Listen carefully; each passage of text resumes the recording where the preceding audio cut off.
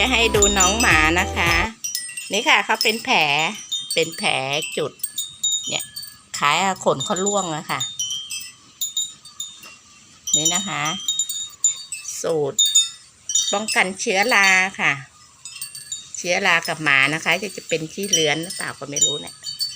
ไหนขนุนดูสินี่ค่ะด่างเต็มตัวเลยใส่ยีพระลูกขอก่อนขนุนขอก่อนเขาจะมีอาการคันนะคะคันที่ตัวเขาค่ะ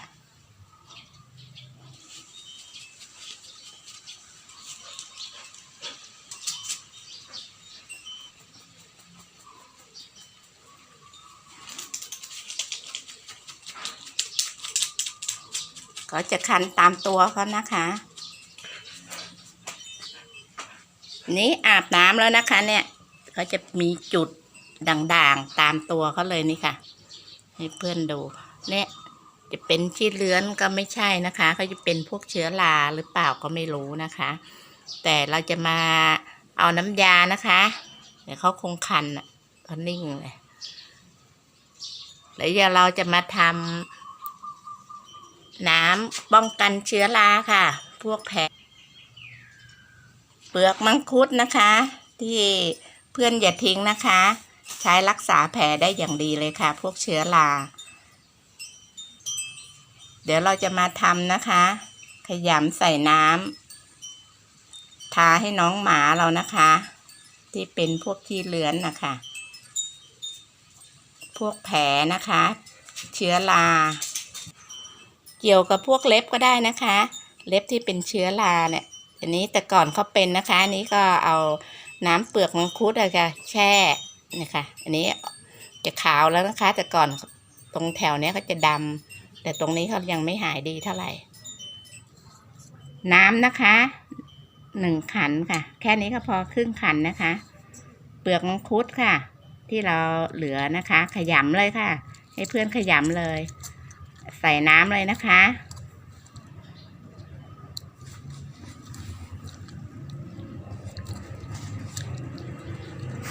อันนี้เราจะใช้เขาทั้งตัว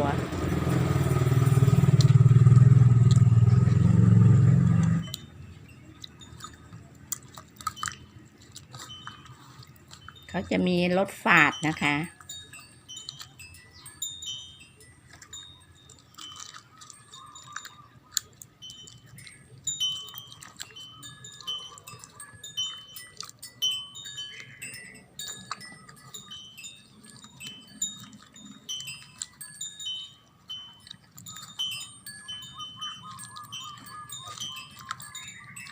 ขยำให้ละเอียดเลยค่ะ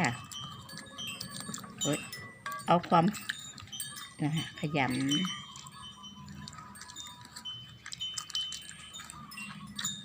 อันนี้ใช้ได้ทันทีเลยนะคะไม่ต้องไปหมักค่ะเดี๋ยวเราจะเอาแช่น้ำไว้สัก5 นาที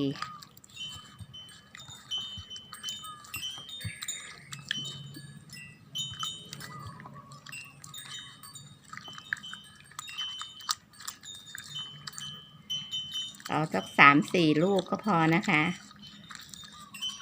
เปลือกค่ะ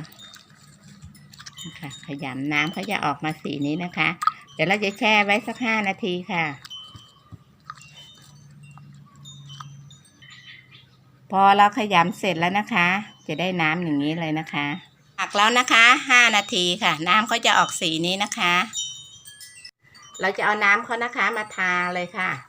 ทากับน้องหมาเลยเทราดขยำก็เลยค่ะเขียนน้ำขยำเลยนะคะทาเลยค่ะ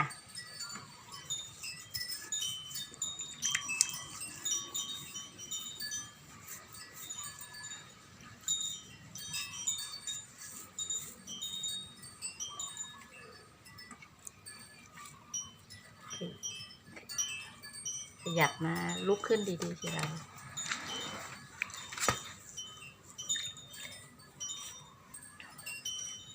ขนุนพลิกมาทางนี้สิลูกออกให้หน่อยเด็กมาเนี่ย เออ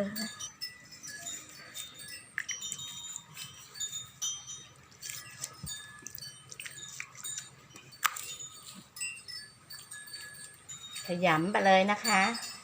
ทั้งเปลือกทั้งอะไรก็เนี่ยค่ะ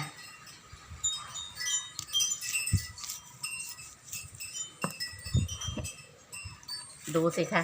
เขาคันเขานิ่งเลย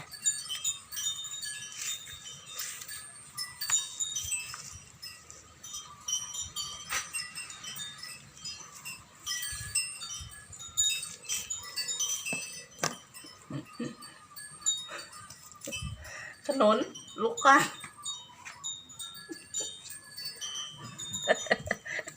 ลุกขึ้นสิลุกขึ้นก่อน เดี๋ยวเอาขนุนลุกก่อนลุกขึ้นก่อนหนูลุกขึ้นก่อน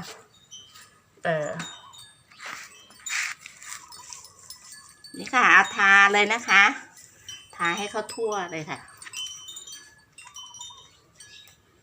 ทั้งเปลือกทั้งอะไรเนี่ยค่ะ ทาไปเลยเขาจะคันป้องกันเชื้อรานะคะ กับตัวน้องหมาเรา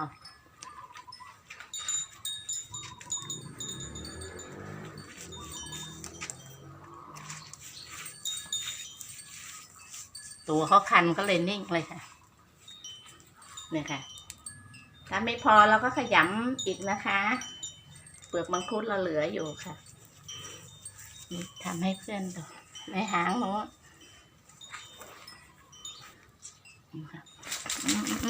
ค่อยๆลูกนะคะเอาทิ้งไว้เลยนะคะ เพื่อนเดี๋ยวเพิ่งล้างออกนะคะ ให้น้ำเขาซึมเข้าไปนี่ค่ะเพราะว่าเขาอาบน้ำแล้ว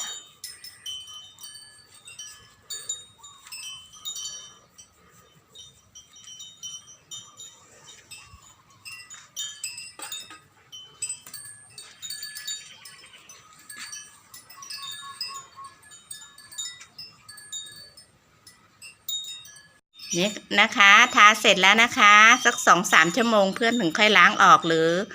เราจะมาดูอีกทีนะคะว่าเขาคันไหมสวัสดีค่ะถ้าเพื่อนๆเห็นว่าคลิปนี้ถึงมีประโยชน์อย่าลืมกดไลค์กดแชร์กด Subscribe ด้วยนะคะสวัสดีค่ะ